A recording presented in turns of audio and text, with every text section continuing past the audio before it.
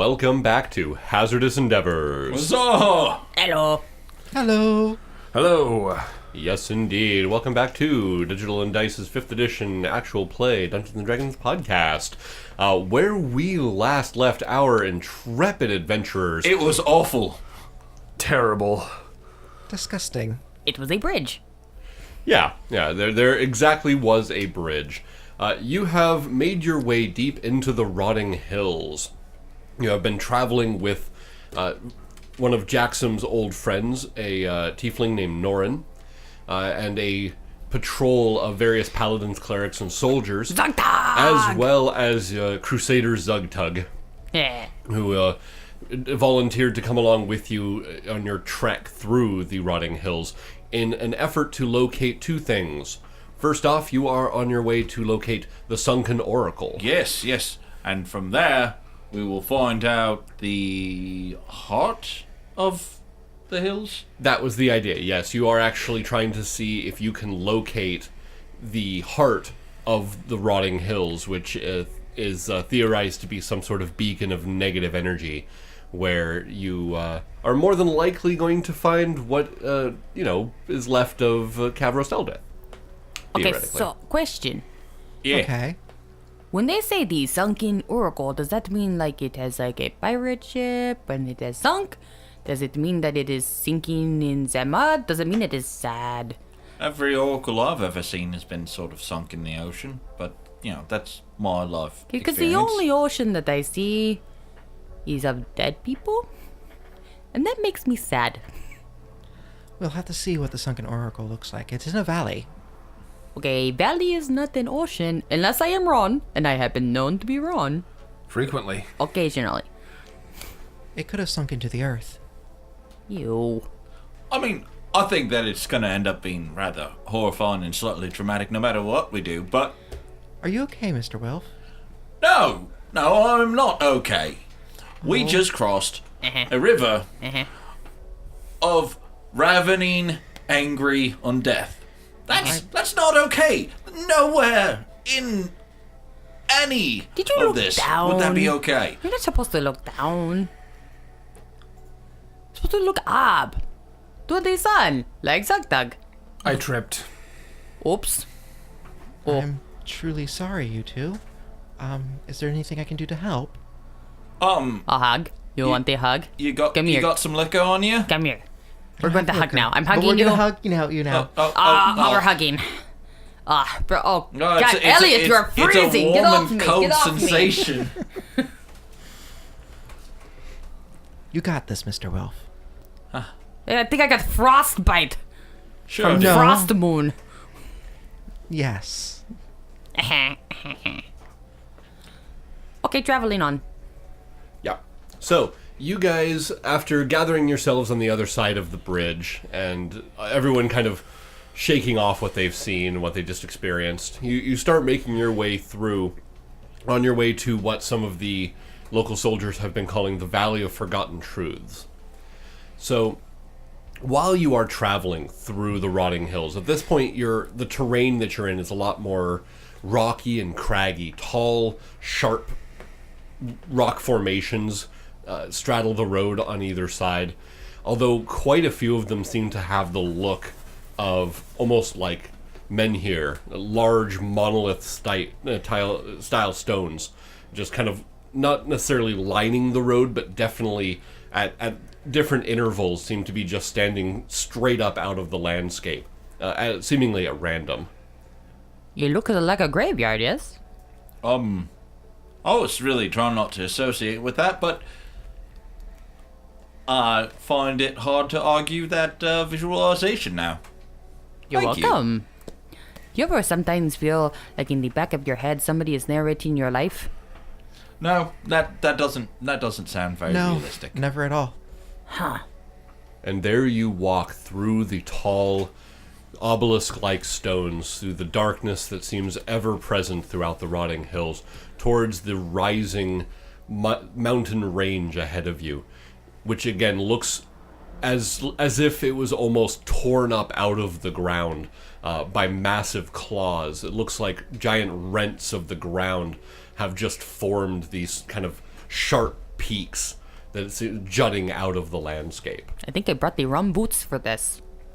It also means that as you are traveling through this particular area, you are finding yourself having to navigate around some fairly deep chasms and basically large and extremely deep holes in the ground that seem to go on into the darkness below.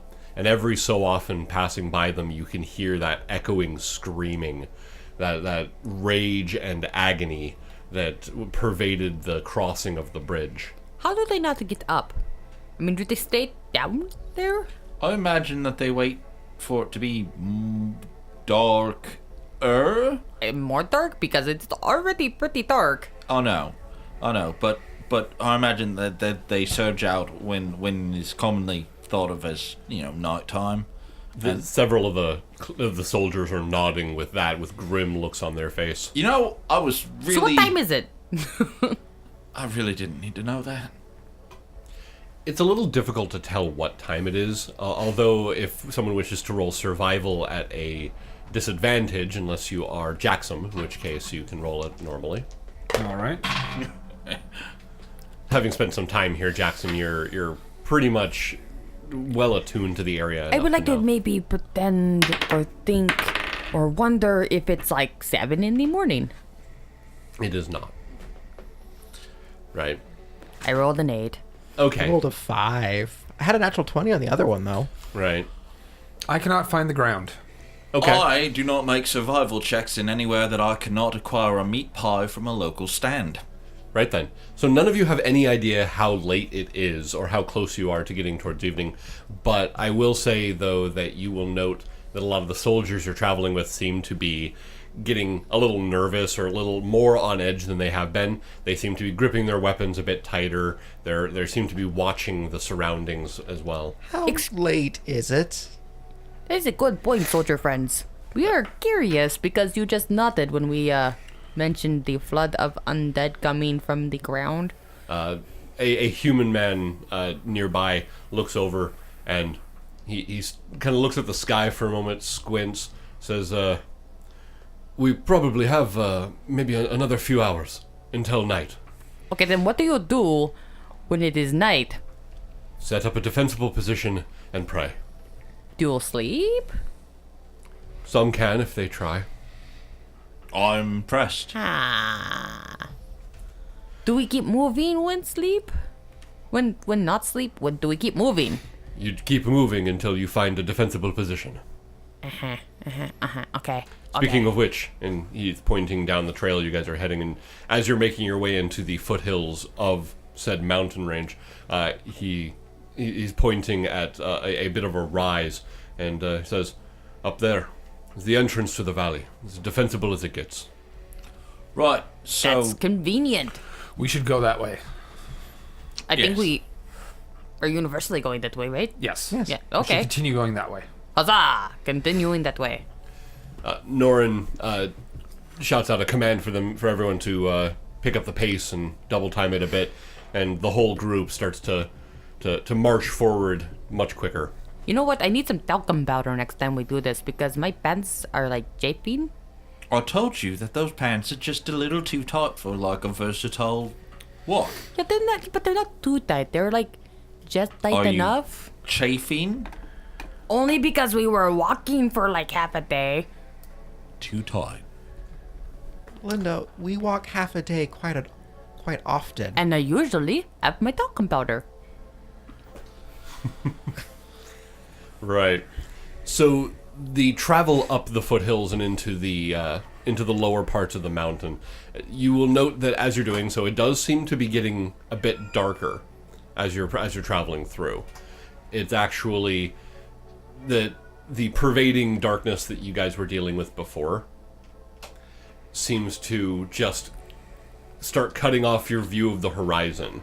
It just, that line of light that you guys were using for the to actually guide your path before seems to just slowly start to go away. And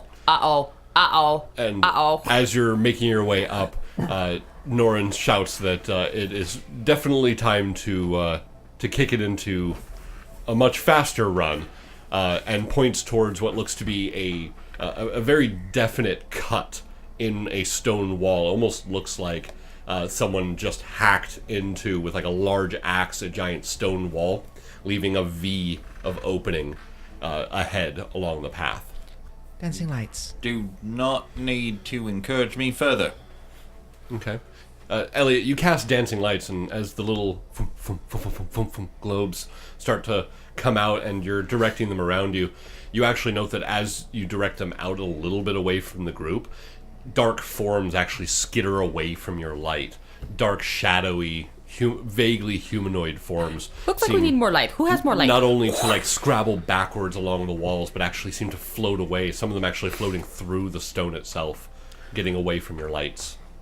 I unsheath my my sword of the Dawn Guard. Okay. And it immediately blazes to light, which then kind of supplementing the dancing lights causes a few more of the dark forms and shapes that are around you to kind of retreat into the darkness away from it. And as you all run up this particular incline, you make your way into that opening. And what you find on the other side of it is an area maybe 30 feet by 30 feet.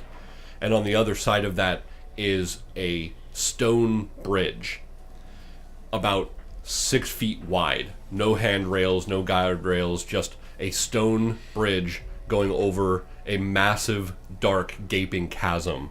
And on the other Wolf, you side love of bridges. it, you see a continuing valley. And this one is enshrouded in darkness. And as you guys break through this particular opening, Norin and his troop actually start fanning out and start creating a shield wall between the clearing and that opening in the cliff wall. This looks like fun. Do we keep going? Do we stay? Norin, you're sort of our expert on the ground here. So, here's where, I think you'll have to go on without us. That sounds terrible. We're going to have to hold it here. We'll do our best, but the faster you get done, the faster we can leave. We knew we were eventually going to be heading alone. Heading that way We did? alone. Yes. Oh. Okay. Right, so, let's hurry and then maybe get back so, Norin and his boys don't have to hang out here all night. Zugtug takes a few steps forward, pulls both of the mauls out from his belt loops, looks at all. You go, we hold. For the sun, Zugtug. For son, kill for son. I pat Zugtug on the arm like a proud father. Norin. You do us Zugtug, proud. And the rest. May the light be with you. Zugtug. You too. And turns and is now standing over the line that is forming at the opening in the cliff wall. Norin kind of walks up and nods, gives you a hug, and claps you on the back momentarily. And well, Dawn Father be with you all. Oh, hopefully we'll see you soon. Stay safe, my friend. We will be back. Okay. Roger. I will miss all of you. Okay, here we go into the darkness. Elliot, where are your lights? With me. Make sure you're in front of us. I light a torch as well. Seems like a good idea. As you start making your way towards the long bridge on the other side of this opening, you'll note that several of the people behind you have now either lit torches and are scattering them around or have cast light spells of their own. So they're creating a bit of a safe zone, as it were, there at the other end. And it just kind of sits behind you like a beacon of safety as you start making your way single file over this just what seems to be almost an island of rock over a sea of nothingness down below. I don't know why I didn't think about this before, but does anybody else have maybe a spare torch? Yeah, no, well, I had several in. Oh, okay, good. In my kit. Okay, and light. And light. I just Firebolt. touched your torch. Okay, that works. Thank you. And of course, as you cast Firebolt, it hits that, but some of the light kind of spills out, and you note as some of the embers fall down that a bit of a wind kicks up, and it's not enough to kind of push you off the bridge, but you seem to be getting buffeted from all sides by this kind of howling wind that seems to be blowing through this particular part of the valley. Okay, Stay pretty close much hate to me. this. Stay close to me. Snuggle up next with a lollipop of gold. Okay. I think that would make him a popsicle. Oh, right. Popsicle. Got it. So, you start making your way. In order, who is front? Okay, Jaxom. I'm gonna be right behind Jaxom. I'm in the middle. No, you're not. Damn. I'm in the middle. Damn. Lindo is in last. Nice Okay. try. What do you, I need to okay. be close enough that in case anybody falls, I can cast Featherfall. That's very or polite flight. of you. Okay. So, you're making your way across, lit by your Sword of the Dawn Guard ahead of you, and there is almost just this feeling of being an empty space. The light behind you, even with as bright as it was, seems to dim into nothingness as you're crossing this bridge. And as you're crossing over, and as the light that is coming in from the horizon starts to bleed away into just utter black, and you're crossing, all you can see is about 30 feet of the bridge in front of you, and 30 feet of the bridge behind you, and nothing else. It is nothing but wind and empty air. And you start making your way across. You get a good several hundred feet down it. You're unsure as to how long you've been crossing it at this point. You have nothing to gauge for how long you've been here. And just at the moment where you start thinking that there might be some trick to this, you see in front of you what looks to be the other side, which you thought you saw almost clearly before, but now seems to have taken on an aura of menace. I am unhappy. I am chanting a prayer the entire time. Okay. And you make your way over, you cross the bridge, you step onto the land on the other side, and what you're seeing is two cliff walls that seem to be going down almost like a hallway with no ceiling. Along the walls themselves, you see what look to be alcoves, roughly 6 foot tall, 3 or 4 feet wide, and they seem to be spaced at fairly regular intervals along the way. And at first they seem just dark and empty, but as you make your way forward, you note you can see what looks like kind of ragged wisps of cloth seem to be wafting out of them. And sure enough, as you're watching, before you even take one more step down this hallway, you see a multitude of forms start to make their way out of these alcoves and start floating down. Each one seems to be vaguely humanoid, surrounded by floating and whipping cloth that seems to be caught in a wind that you can't feel. What are these? Knowledge religion? You may roll.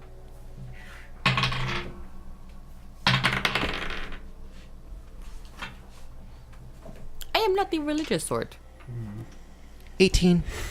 18. 13.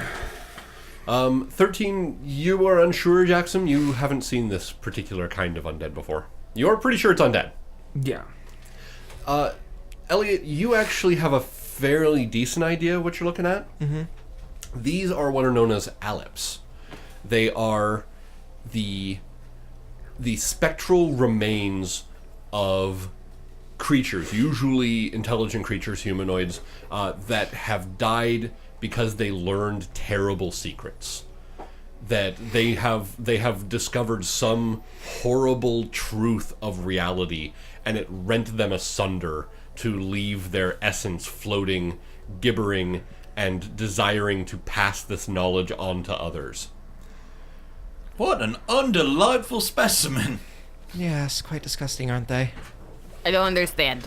So they just know things and then Yes. they go crazy Yes. and they die from their smarts? yeah. I am so glad I am not intelligent. It's like if you find out what you just ate when you ate that meat pie. What meat pie? I'm talking about a theoretical meat pie. You Two eat a meat syllables. pie, then someone tells you what was in it, and it shocks and disgusts you. It's like that, only instead of Ralphine, apparently they turn into that. And they're slowly descending out of the air. Oh, to- okay. to- Okay, back up. Back to up. be Back in on a the bit bridge. of a semicircle, half circle around you now, blocking not. your way down down that hallway you were about to go. And they don't seem to be approaching you directly. They haven't made their way forward as if to attack. They're merely floating there. One of them towards the center actually moves forwards about 10 feet in front of the rest of them. And as it does so, you can hear over the sound of the wind behind you, you can hear this spectral voice kind of seems to be brought along by that wind, and it says, "You must pay the toll." I got like a lot of gold. Can you break a gold on that? You want? You must bring us secrets Oh, like a recipe? Like my grandma's recipe? hidden. Well, my grandma gave that recipe to like everyone, so maybe that's not really a secret. I don't think necessarily they're wanting your grandma's recipe. Possible they want personal secrets. Indeed. I walk forward, staff in front, so that the symbol of the Dawn Guard is So there. magical. When I was young, I snuck into the Forbidden Library of Amarathan.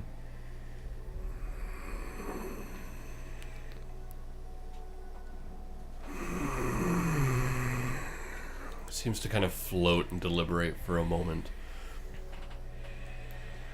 And it slowly kind of moves to the side, and one of its ghostly appendages makes a motion towards the hallway.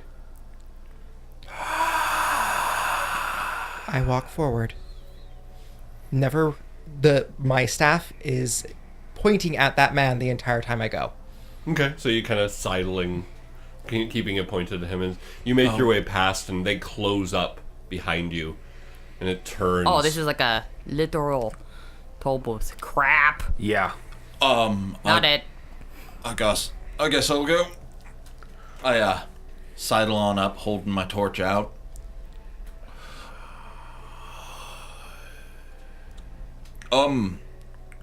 I once rescued a sea witch in a storm, and as a reward, she gave me a prophecy of my death. You actually hear that echoed by several of them around, and you can hear one or two of them kind of. You can't tell which ones are saying it. Tell us. I'll guess. You will cross over a river of rage and hunger. Uh-oh. In a forlorn village, you will find a token of love lost. And finally, a friend will betray the cause of light. Under these signs, you will die? Oh, well, that's creepy. No.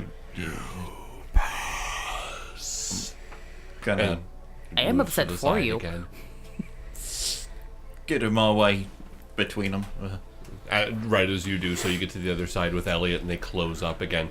The ones that are on your side have actually turned and seem to be watching you. They don't Staff in approach. front. I know. I Just fully simple out front. Okay. I walk right up to the one that we seem to be hearing the most from. It stares at you out from these kind of dark pits where eyes should be. Little glints of red seem to be boring into you as you walk up. Yes, you, truth. Despite being raised as an orphan in Abbotsfield, I know who my father is and what a terrible monster that he is. And he will pay. Yes. Truth. You may pass.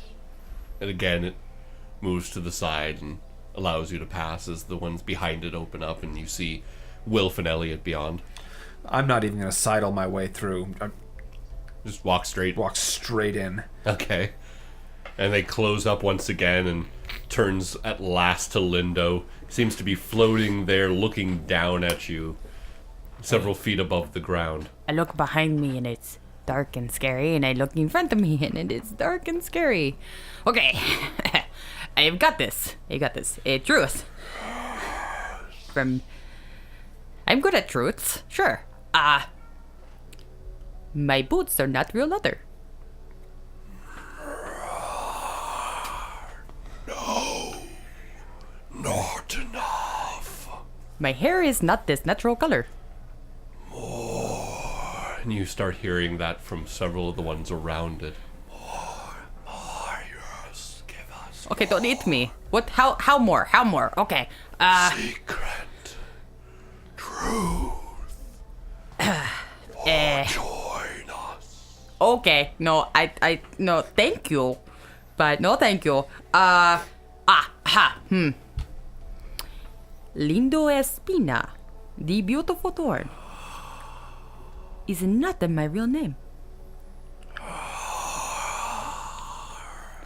But don't you go spreading that, okay? I got like a reputation. Several of them seem to kind of they almost look like they're about to move forward. The one in front kind of waves a hand. Good. Oh, good, because I really didn't want to be one of you. Your fashion sense is terrible.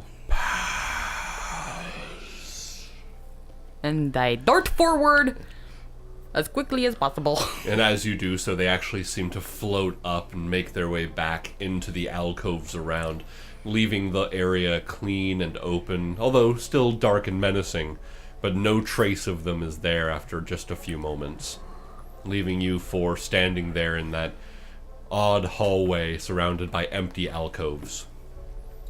Well, I basically peed. Well, on a scale of 1 to awful, that was like an 11.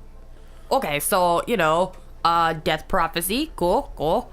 Daddy issues, alright. Bad boy, excellent. We'll ignore everything that just happened. Let's go. Your name? Cone of silence. Every good performer has a stage name. Let us go. Okay, Lindo. All right. Alias Lindo. We continue on.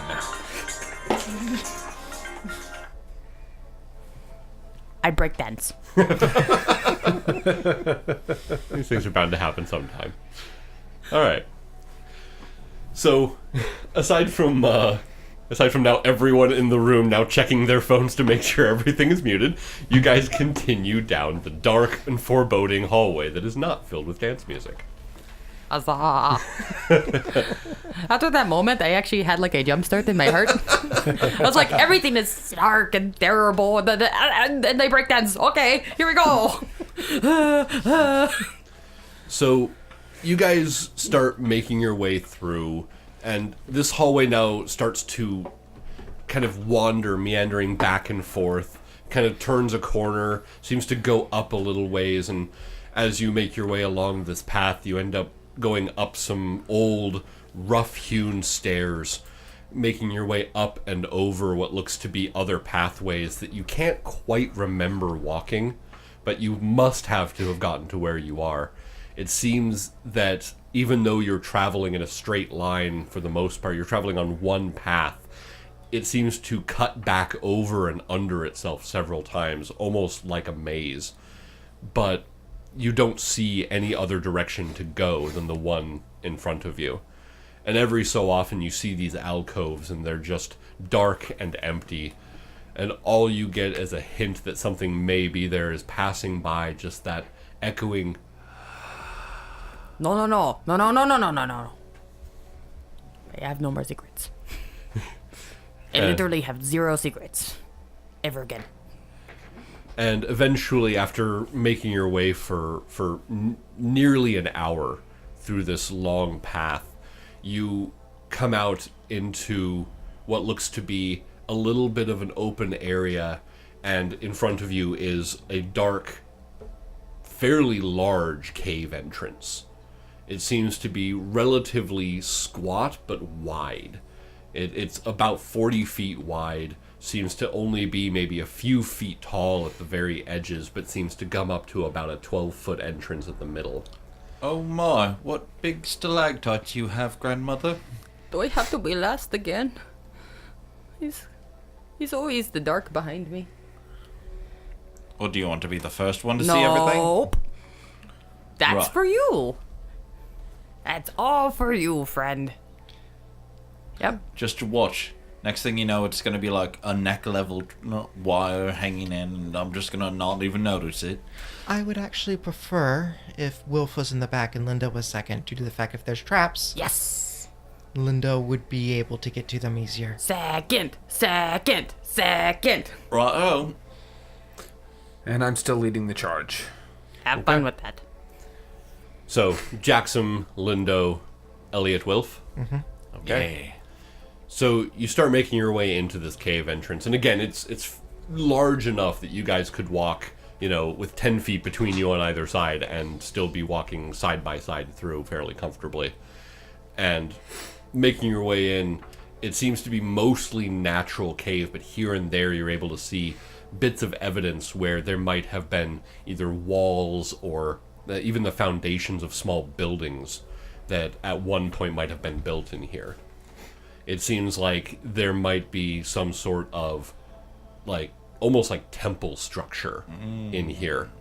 You see small areas that look like might have been shrines at one point. Small slabs of stone with an old weathered face on it. I think we are getting close. Almost what look like candle holders with nothing except small scorch marks on them. See, when we go into a cave and suddenly it starts looking vaguely temple-ish, I just don't get a good feeling, Lindo. Oh, what kind of feeling do you get? A bad one. Like the ones that where you're filled with terror and loss, darkness, and you get sad. Quite similar, yes. Oh, yeah. I'm familiar. I would ask Mr. Jaxom to check and see if there's undead, but I have a feeling this land is undead. As I believe the Sword of the Darn Guard glows. Oh yeah, and it's been glowing this whole time. Yep. Hasn't stopped. I think we were just In the presence of undeath. surrounded all the time by terror and sadness. Be on your guard. And as you're making your way forward, you note that along the floor, you seem to be stepping over what look to be long channels that have been dug into the stone, and in them there seems to be almost like this black viscous liquid. And it's just kind of stagnant, but doesn't seem to be doing much. Is that Wonderful. oil? No, I highly doubt it. That would be a medicine check, wouldn't it? You can check. I would suggest not drinking that. Natural 20. Natural 20? It looks to be some sort of odd organic fluid. You're not quite sure. It's not quite blood or bile or something like that. But when you check it, it also has this kind of acrid ting to it. And you're actually pretty sure it's flammable. Oh. Do we light it? Yeah, well, all the undead have been afraid of light. It's best to have lots of light. I'm not sad about that concept. Firebolt. Okay, so you pop a firebolt down into the channel. It's only about, say, like half a foot deep, and kind of comes down to a bit of a, that kind of trail of that liquid. And as you shoot your firebolt into it, it bursts into flame, and in both directions it seems to then immediately kind of whoosh off, suddenly bathing the area in front of you in this kind of dark orange glow. Maybe it was some sort of crude lighting fixture. And as it does so, you note that Crude. ahead of you, as you see it going off into the distance, because this is several hundred feet of tunnel you're in, it actually seems to be lighting up several other things. Some of these small shrines on the sides seem to actually be along those channels, and the small candle holder areas seem to burst into flame, filling this whole tunnel with that kind of flickering firelight. You know, this is actually terribly convenient. I'm pretty sure this is the first time that I've been out there since my shoulders have not been in my ears. It's quite helpful. It does mean that every single thing within a mile radius knows we're here. And is scared, hopefully. They were going to know anyways. They probably did know, but now it's for sure. I mean, we've got Jaxom lugging around a big old steel glow stick right there, so it's, yeah. We also have the only light sources in the area. So, the tunnel ahead of you, now that it's glowing, now that it's bright, and you're starting to make your way through, the only thing that is stopping you from seeing further is the actual structures themselves, which are now looking more and more like columns and walls. Does it seem like there's more of a direct path now? Yeah, absolutely, straight ahead. Basically cutting right into the middle of the heart of one of the mountains. Huh. It looks like they dug very deep, maybe too greedily? Feels like this is an oracle that's been sunken. This wind kind of passes out through the tunnel from ahead of you, past you. Just a kind of this rolling gust of wind that carries with it this kind of fetid stench. You know, And that would be its breath. you know that That'd be one hell of a breath. How big is this thing supposed to be? Prestidigitation. Yeah? What are you doing with it? Just making a nice smell on my clothes so I don't have to smell it. Okay, so you're like, okay, there we go. Nice. Perfume. Alright. And sure enough, for another 100 or so feet, you're traveling through this, kind of making your way around these low walls and columns until finally you seem to have kind of come out into what looks to be me, the person who also didn't turn off his phone.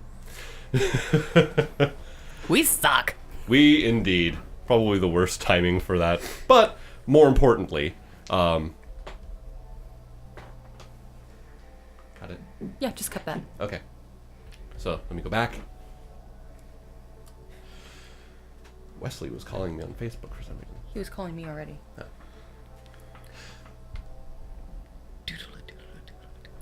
So you're making your way down the hallway, and as you're doing so, you're snaking back and forth through the old ruins, the large columns, floor to ceiling, what's left of rough stone walls. And eventually you come out, and the trail of that burning liquid seems to make its way to the edge of a platform and then fall off into nothingness. And you see you're on the edge of what looks to be just almost like a balcony overlooking blackness and nothingness. Oh goody. That trail of fire seems to, almost like a waterfall, cascade off and disappear down into the darkness, raining fire down until you can no longer see it below. I am not happy about this. This wind blowing across this chasm at you seems to kind of pass over you, rolling down the tunnel. All right. Well, I would like us all to jump at once. What do you mean? What do you mean? Faith? Don't worry, it's not much of a leap of faith. So, you look down there, and it's just nothingness. I'm Hey, not give me your jumping torch. down there. Give me your torch. You're holding a torch. Okay, give me my torch.